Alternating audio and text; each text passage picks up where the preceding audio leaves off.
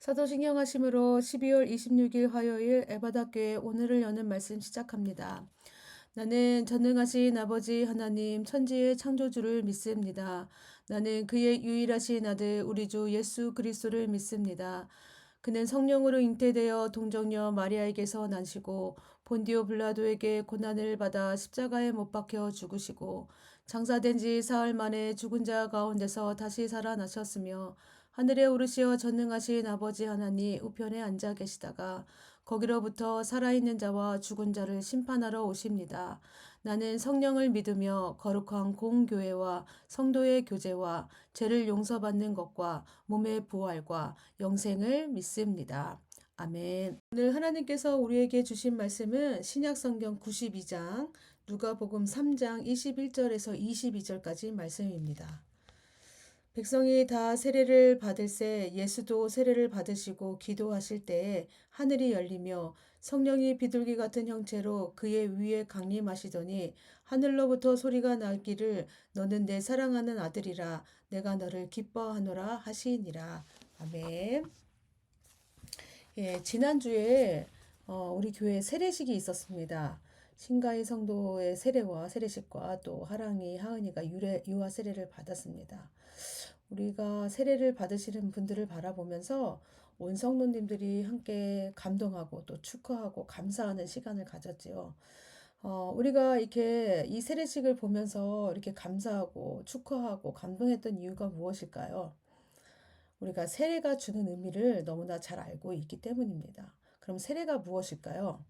세례는 물속에 들어가는 것, 물뿌림을 통해서요, 나의 옛사람은 죽고 죄를 씻고 물에서 나옴으로써 예수님과 함께 부활 연합하는 것을 상징하는 예식입니다. 즉, 세례는 뭐냐면요, 나는 죄인입니다.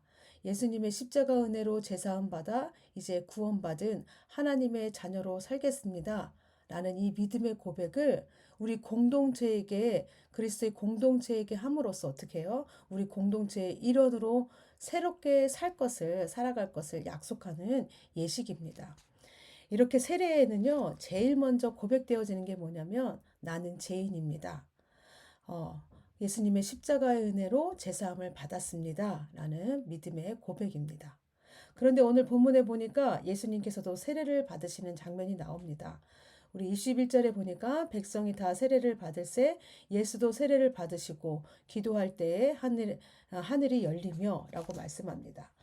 누가복음 3장에서는 세례 요한의 이야기부터 시작이 됩니다. 세례 요한이 사역을 이제 회개 세례를 전파하면서부터 시작됩니다. 그가 전했던 메시지는 바로 뭐냐면 너희들은 다 죄인들이다. 너희들의 그 잘못된 삶을 깨닫고 회개하고 나와라. 이렇게 회개 선포를 합니다. 이런 이야기를 들으면 이스라엘 사람들이 세례 요한을 비판할 만도 한데 그렇지 않습니다. 오히려 더 많은 사람들이 세례 요한에게 몰려듭니다. 세리들, 군인들, 더 많은 사람들이 모여들어서 그의 말씀을 듣고 세례를 받기를 원합니다. 세례 요한이 전했던 그 말씀은 뭐냐면 죄를 회개하라는 그 세례였습니다. 그럼에도 많은 사람들이 그를 찾아와서 세례를 받았던 이유가 뭘까요? 바로 예수님 대신에 이 세례 요한을 보니까 약간 특별하잖아요. 전하는 메시지도 특별하고 살았던 모습도 특별하고 그러니까 이 세례 요한이 우리를 구원해 줄 메시아가 아닌가라고 생각했던 것입니다. 그래서 세례 요한에게 세례를 받기 위해서 그렇게 모여들었던 것입니다. 그런데 세례 요한이 이렇게 많은 사람들에게 세례를 주고 있을 때 예수님께서도 세례 요한에게 세례를 받기 위해 오십니다. 세례 요한이 예수님께서 자신에게 세례 받으러 오는 것을 보면서 깜짝 놀랐겠지요. 사실 예수님과 세례 요한은 친척지간입니다. 아주 어릴 적에는 자주 만났겠지만 자주 만났을 거예요. 그렇죠? 예수님의 어머니인 마리아와 요한의 어머니인 엘리사벳이 매우 친하게 지냈기 때문입니다. 마리아가 임신한 사실을 안 후에 어떻게 해요? 3개월이나 엘리사벳의 집에 머물면서 생활할 정도로 그렇게 가까웠습니다. 그런데 이제 나이가 들면서 세례 요한과 예수님은 만나지 못할 가능성이 컸겠지요. 요한이 어릴 때 부모님을 여의고 요한이 어디서 생활을 해요? 광야에서 생활했기 때문입니다. 아무리 친척지간이라도 오랫동안 만나지 않으면 알아볼 수 없습니다. 그런데요, 세례 요한은요, 예수님이 자신에게 나타났을 때 예수님이 누구신지 바로 알아봅니다. 성령 충만했던 요한에게 그것이 가능했던 일입니다. 그리고 예수님이 세례 요한에게 세례를 받으려고 하자 뭐라 그래요? 저는 당신의 신발끈을 풀기도 감당하지 못할 자입니다. 라고 하면서 예수님에게 세례 주는 것을 거부합니다. 그런데 예수님은요, 끝까지 어떻게 하냐면 세례 요한에게 세례를 베풀라고 이야기합니다.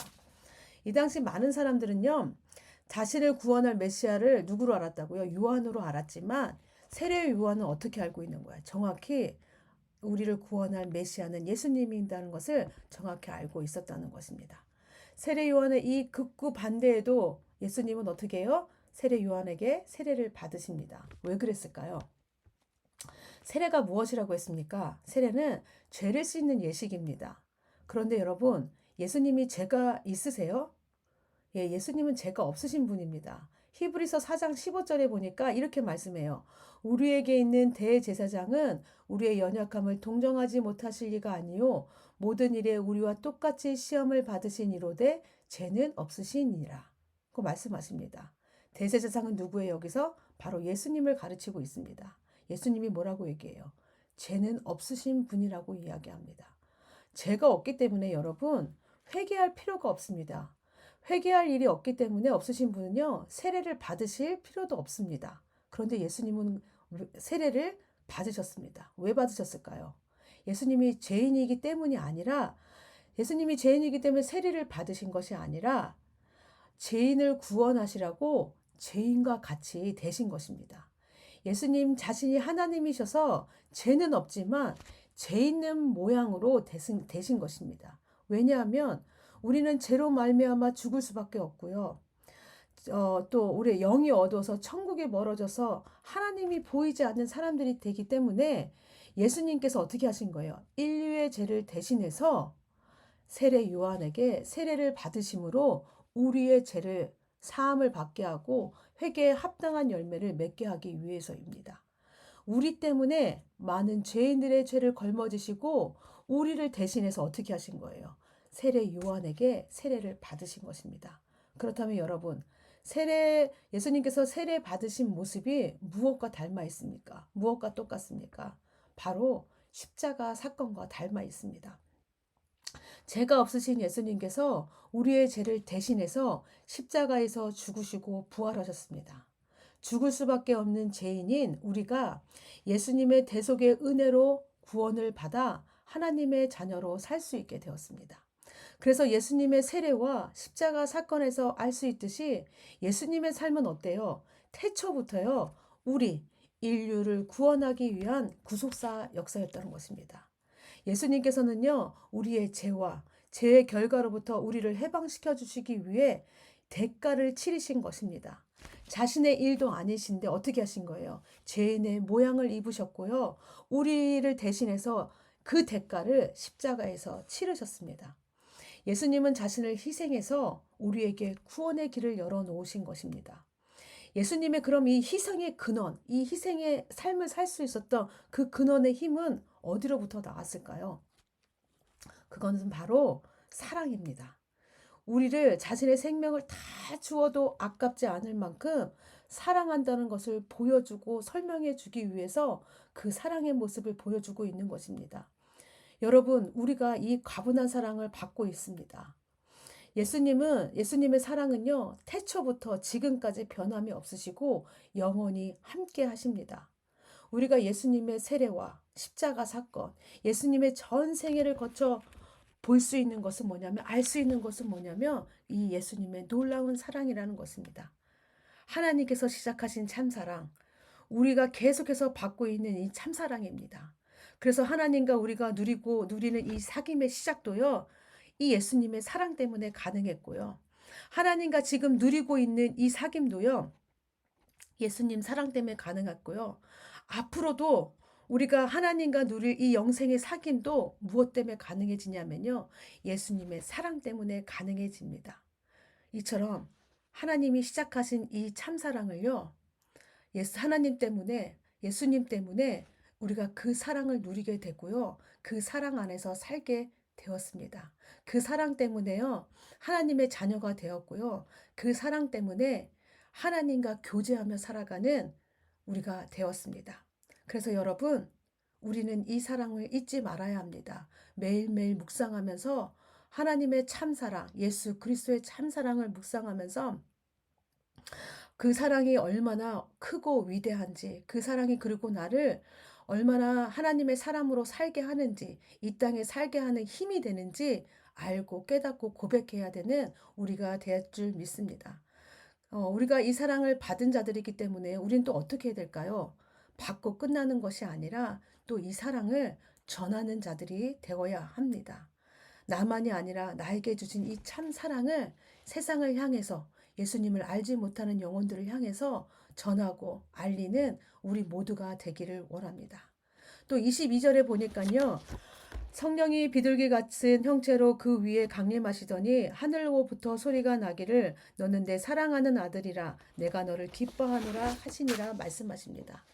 이제 예수님은 이 세례가 끝나면요. 예수님의 공생애가 시작됩니다. 죄인인 인간들을 구원하시기 위해 하나님께서 계획하신 일입니다. 근데 예수님께서 가야 할 길이 어떻습니까, 여러분? 편하고 안전하고 쉽고 좋고 즐거운 길입니까? 그렇지 않습니다. 끊임없는 고난과 그 다음에 어떤 역경과 마침내는 무엇이 기다리고 있습니까? 죽음, 죽음으로 이루어야 할 사역입니다. 예수님의 그런데 사역은 아직 이 공생애를 시작하기 전입니다. 그런데도 하나님은 어떻게 해요? 아들이신 예수님을 향해서 뭐라고 먼저 말씀하시냐면 너는 내 사랑하는 아들이라 내가 너를 기뻐하노라고 말씀합니다. 예수님의 공생의 일을 시작하기도 전에 하나님은 예수님을 어떻게 말씀하시냐면 너는 내 사랑하는 아들이다. 내가 너를 기뻐한다고 인정하십니다. 하나님의 뜻을 이루고 난 후가 아니라 난 후에 평가가 아니라 그 일을 시작하시기 전에 벌써 하나님의 인정을 받고 시작하셨다는 것입니다. 여러분, 우리도요. 하나님으로부터 너는 내 사랑하는 아들이다. 내가 너를 기뻐한다. 라고 인정을 받고 싶어 합니다. 그래서 열심히 신앙생활합니다. 그런데 어때요, 여러분? 우리가 이렇게 인정을 받고 싶어도요. 때로는요. 열심히 살고 열심히 신앙생활함에도 다시 죄를 짓고 좌절하고 맙니다. 노력하고 실패하고 이것들이 계속해서 반복해 갑니다. 그럼에도 끊임없이 우리는 죄를 짓고 실패하는 우리들의 모습입니다. 그런 모습을 볼 때마다 우리는 어때요? 내가 구제불능처럼 느껴지고 나의 모습을 보면서 절망하게 됩니다. 그런데 주님은 자신에게 주어진 하나님의 뜻을 이루고 난 후에 받은 평가가 아니라 그 일을 시작하기 전에 예수님을 하나님의 아들로 기뻐하는 자로 사랑받는 자로 인정하셨던 것처럼 우리도 어떻다는 거예요. 하나님의 사랑받는 자로 하나님이 기뻐하는 자로 인정하신다는 것입니다. 우리의 믿음이 훌륭하고 선한 일을 많이 했기 때문에 하나님이 너를 사랑한다 말씀하시는 것이 아니라 때로는 부끄러운 모습일 때도 있고 부족한 모습일 때도 있지만 하나님은 우리를 있는 모습 그대로 나를 사랑하는 자로 기뻐하는 자로 인정하신다는 것입니다. 하나님의 사랑은요, 사람들처럼 조건을 따지지 않는 사랑이기 때문입니다. 우리를 있는 그 자체로 기뻐하시고 사랑하기 때문입니다. 여러분, 우리가 이렇게 하나님의 사랑을 받으며 살아가는 존재임을 잊지 않기를 원합니다. 예수님께서도 이 땅에 오신 이유가 무엇이냐면 말씀드렸듯이 우리를 사랑하시기 때문입니다. 하나님의 사랑, 예수님의 사랑, 성령님의 우리를 돌보시고 사랑하심은 태초부터 시작됐고 지금도 계속되며 앞으로도 영원히 계속될 것입니다. 그 사랑을 기억하면서 그 사랑을 묵상하면서 감사함으로 오늘 하루도 주님 앞에 드려지는 여러분들 다 되시기를 바랍니다. 이 시간 우리 함께 기도하겠습니다. 말씀을 위해 기도하실 때는 예수님께서 시작하신 참사랑 지금도 또 영원히 함께 하실 예수님의 참사랑을 내 마음에 품으며 살아가는 우리가 되게 하여 주시옵소서라고 기도해 주시고요. 가정을 위해 기도하실 때는 우리 모든 가정의 구성원들이 하나님의 자녀된 기쁨을 누리며 살아가는 가족들이 되게 하여 주시옵소서라고 기도해 주시기 바랍니다. 교회를 위해 기도하실 주실 때는요. 하나님께서 시작하신 찬사랑 예수님의 참 십자가의 사랑을 세상을 향해 우리 교회만 누리고 우리만 누리는 것이 아니라 세상을 향해 전하는 우리 교회가 되게 하여 주시옵소서라고 기도해 주시기 원합니다. 나라와 민족 세계를 위해 기도하실 때는 지금 세계 각국의 자연재해로 인해 어려운 가운데 있는 많은 이웃들이 있습니다. 폭우로, 화산 폭발로, 또 홍수로 또 고통받는 우리의 이웃들에게 하나님의 도우심과 돌보심이 함께하게 하시고, 또 우리도 함께 기도하며 이 자연재해를 잘 이겨나가고, 또 하나님께서 주신 이 자연을 잘 회복해 나가는 우리가 되게 해달라고 기도해 주시기 바랍니다. 네, 오늘 공동체 기도는 이강수 집사님이십니다. 이강수 집사님의 개인 기도 제목은 건강한 마음으로 하나님께 더 가까이 갈 수 있게 하여 주시옵소서.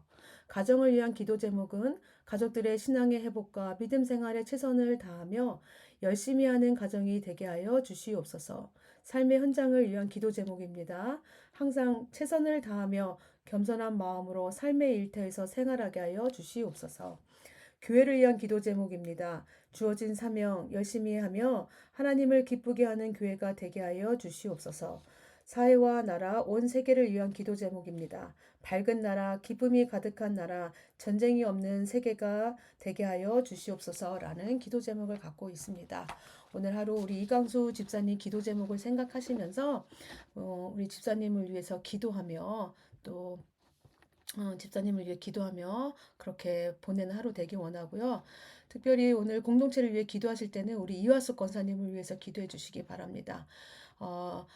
또 척추 시술 후에 지금 가정에서 회복 가운데 있는데, 하나님 우리 이화숙 권사님 건강하게 해주시고 회복하여 주셔서 우리 다시 교회 나와 함께 예배드리며 주님 앞에 나갈 수 있게 하여 주시옵소서라고 기도해 주시고요.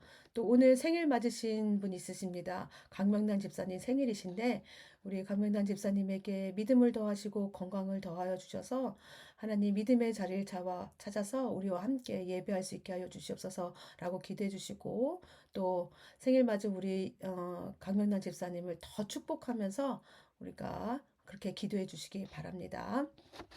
예, 이렇게 기도하신 후에 모든 순서 마치며 주기도문 하심으로 모든 순서 마치겠습니다.